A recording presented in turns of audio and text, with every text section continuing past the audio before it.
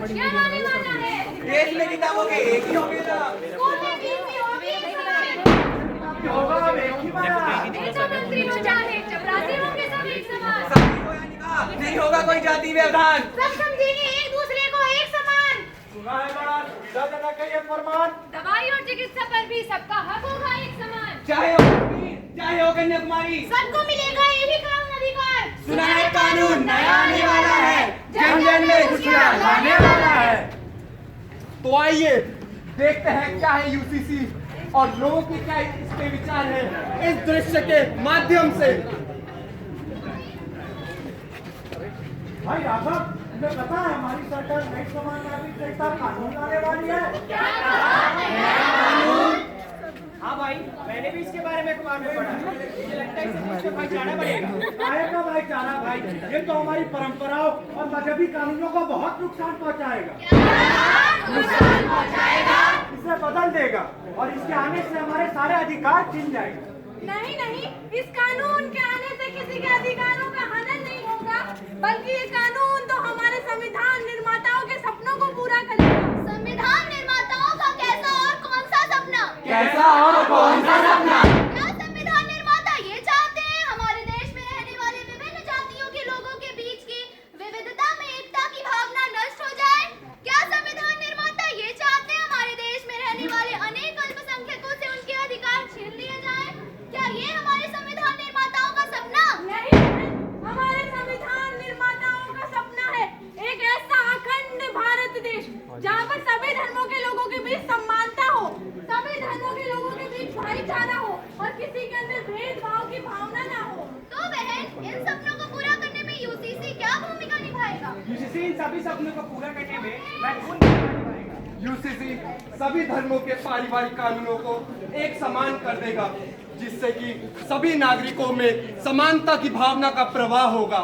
इससे हमारे देश की अखंडता और सुदृढ़ होगी और हमारे आपस में भाईचारा बढ़ेगा। तभी तो हमारे देश के संविधान निर्माताओं का सपना एक भारत श्रेष्ठ भारत संपूर्ण होगा। कानून नया आने वाला है, जन जन में खुशियां लाने वाला है। सुना है कानून नया आने वाला है, जन जन में खुशियां लाने वाला है। सुना है कानून नया आने वाला है, जन जन में खुशियां लाने वाला है। तो आइए इस दृश्य की सहायता से हम देखेंगे कि सिविल और क्रिमिनल लॉज में क्या असमानता है। ये यूसीसी का क्या मामला है भाई? जहाँ देखो बस इसी की बात चल रही है।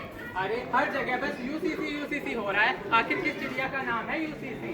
यूसीसी मतलब यूनिफॉर्म सिविल कोड। इस कानून के आने से सभी लोगों के पारिवारिक कानून में समानता का अधिकार मिलेगा। तो क्या अभी हमारे देश में सभी नागरिकों को समानता का अधिकार नहीं है जब हम पारिवारिक कानूनों की बात करते हैं? अजी इसी बात का तो रोना है। सभी धर्मों के लोगों के पारिवारिक कानून एक दूसरे से कतई अलग है, जिससे हमारे बीच और भी दूरी बढ़ रही है। अगर यूसीसी, आईपीसी, सीआरपीसी की तरह हमारे पारिवारिक कानूनों के लिए भी एक यूनिफॉर्म बिल आ जाए तो हमारे न्यायिक क्षेत्रों में बहुत वृद्धि होगी और सभी लोग आपसी भेदभाव भूलकर साथ आ जाएंगे। यूसीसी से भेदभाव समाप्त हो जाएगा? यह बात कुछ पल्ले नहीं पड़ी। अगर यूसीसी आ जाता है तो हमारे न्यायिक क्षेत्र में बहुत वृद्धि होगा और सभी धर्मों के लोग आपसी भेदभाव भूल जाएंगे और ये और सभी लोग साथ आ जाएंगे। आईपीसी का यूसीसी से क्या लेना देना? आखिर मात्रा क्या है ये सब? जैसे हमारे यहाँ क्रिमिनल मैटर्स के लिए सभी लोगों के लिए एक समान है, जिसका नाम है आईपीसी। पर जब बात आती है पारिवारिक कानूनों की तो हमारे यहाँ ऐसा कोई कानून नहीं जो पारिवारिक मसलों को सुलझाता हो। उदाहरण के लिए हमारे यहाँ तलाक के लिए हिंदू धर्म में अलग कानून है और मुस्लिम धर्म के लिए अलग, और इन्हीं पारिवारिक कानूनों में असमानता के कारण हमारे बीच मनमुटाव बढ़ रहे हैं। तो इस प्रकार हमारे इस भारत देश में यूसीसी आने से सभी को एक रूपता का अधिकार मिलेगा और हमारे इस भारत देश का विकास होगा। क्या होगा यूसीसी आने से? कुछ नहीं होगा। क्यों नहीं होगा? इस भारत देश का विकास होगा यूसीसी आने से।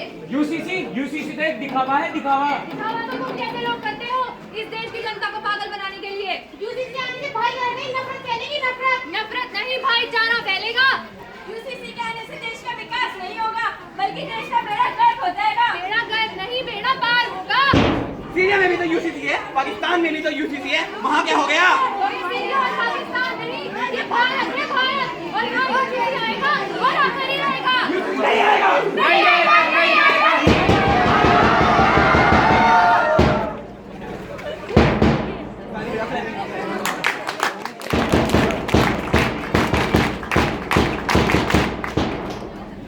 ट्रिपल तलाक एक ऐसी कुप्रथा जिसने हमारे समाज में महिलाओं के स्तर को बद से बदतर बना दिया है, जिसने उनसे एक समानता के अधिकार को छीन रखा है। आइए देखते हैं किसके के माध्यम से ये सबको और कैसे होता है। कहाँ हो? जल्दी खाना लेके आओ। है खाना। आ गया तो।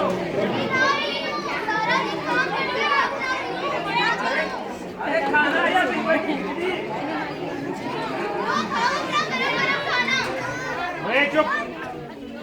क्या बनाया तुमने ये? अरे वो जल्दी जल्दी करते गलती हो गई, माफ कर दो। अरे गश्ती बहुत हो गया। अभी बताता हूँ तुम्हें।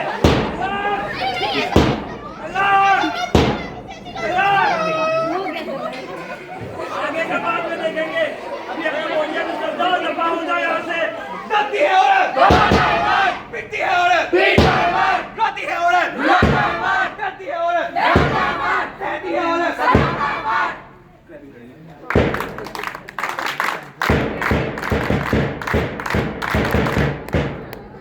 मेंटेनेंस यानी किराया एवं भत्ता, जिस पर हर एक उस तरह महिला का अधिकार होता है जिसको उसके पति ने छोड़ दिया हो या तलाक दे दिया हो। परंतु हमारे पारिवारिक कानूनों में असमानता के कारण हमारे समाज में कई ऐसी महिलाएं हैं जिनको इस अधिकार से वंचित रखा जाता है। और ये देखते हैं किसके माध्यम से कि आखिर ऐसा क्यों और कैसे होता है।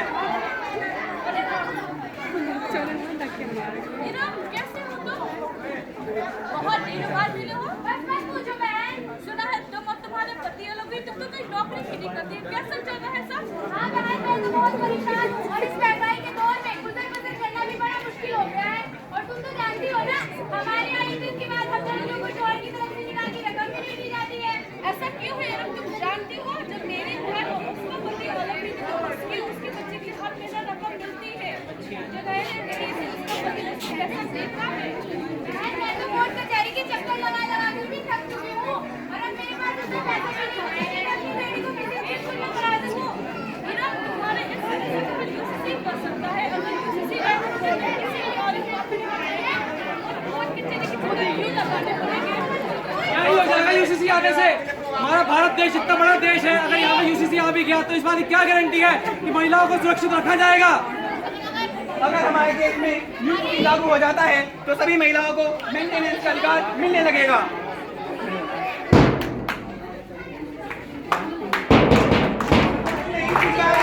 ये आज की नारी है, फूल नहीं चिंगारी है, ये आज की नारी है, फूल नहीं चिंगारी है, ये आज की नारी है, नहीं चिंगारी है, ये आज की नारी है, फूल नहीं चिंगारी है। ये आज की नारी है।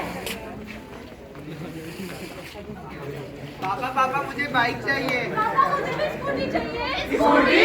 तुम्हें क्यों चाहिए स्कूटी?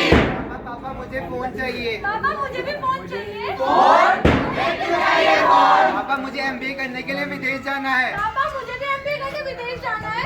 एमबीए? तुम्हें क्यों करनी है एमबीए? अरे बेटा, क्या करेगी विदेश जाकर?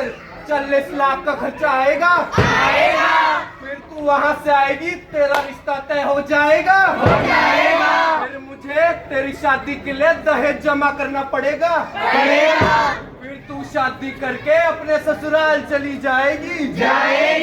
अरे बेटा, जब बात तेरी शादी पर ही आकर खत्म होनी है तो तू एक काम कर, तू शादी कर और अपने बाबुल की दुआएं लेती जा। बाबुल की दुआएं लेती जा, तुझको सुखी संसार मिले।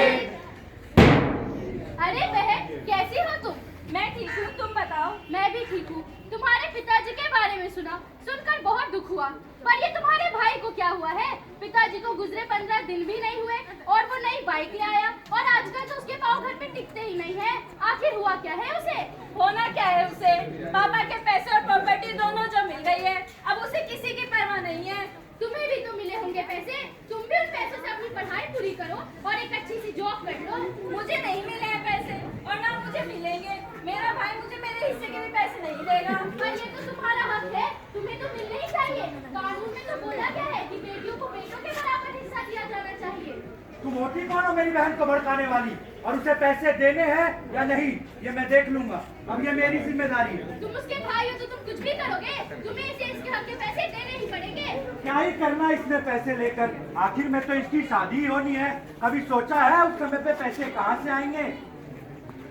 अगर हमारे देश में यूसीसी लागू हो जाता है तो प्रत्येक लड़की को एक लड़के के बराबर उसके माँ बाप की संपत्ति में अधिकार मिलना शुरू हो जाएगा।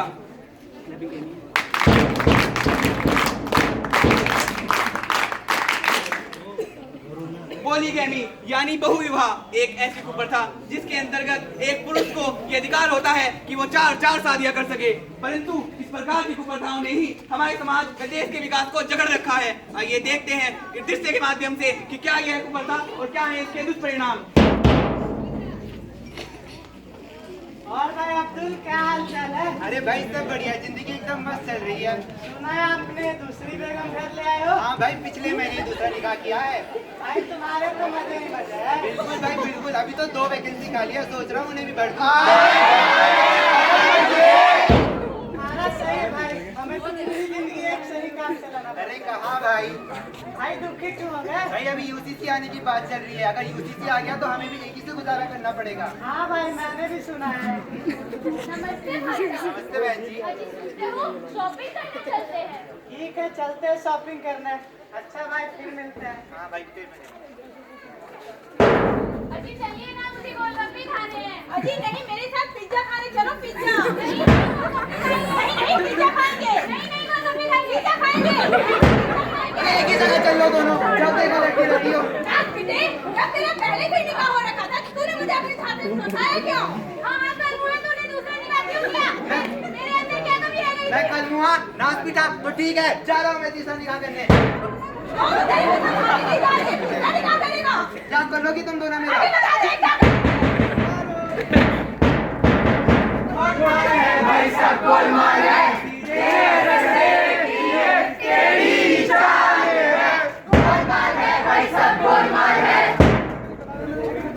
हमारे इस देश में आए दिन जाति धर्म को लेकर सांप्रदायिक हिंसा होती रहती है।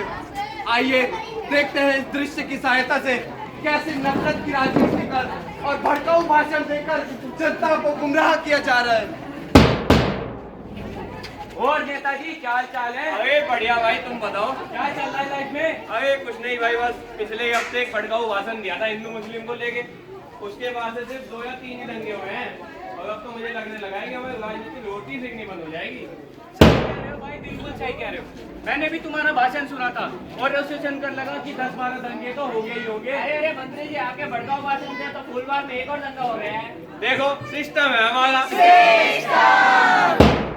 भाई मैंने तो सोचा था कि 5-7 दंगे तो हो ही जाएंगे, पर क्या ही कहें, पब्लिक अब समझदार हो गई है, हमारे जाते में नहीं आती। लगता है कोई नया ही प्लान बनाना पड़ेगा। अरे नेताजी आप परेशान मत होइए, मेरे पास एक प्लान है।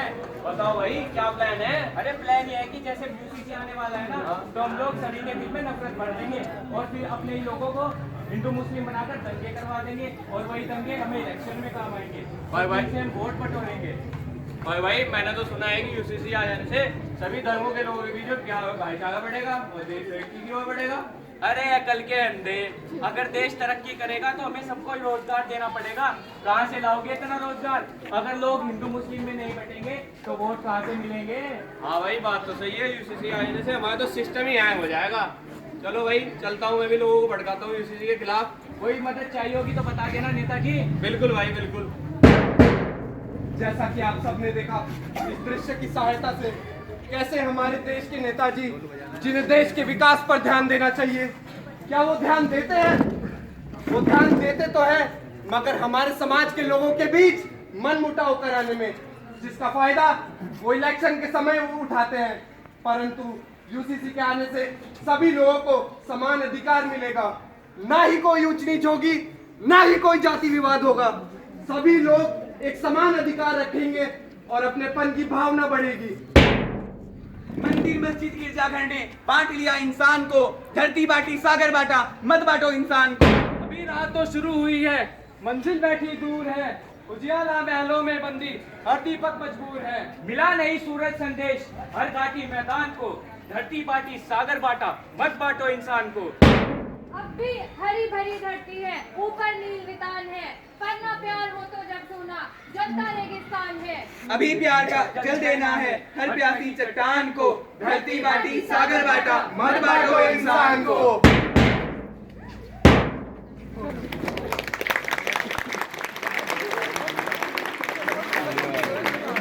Guys.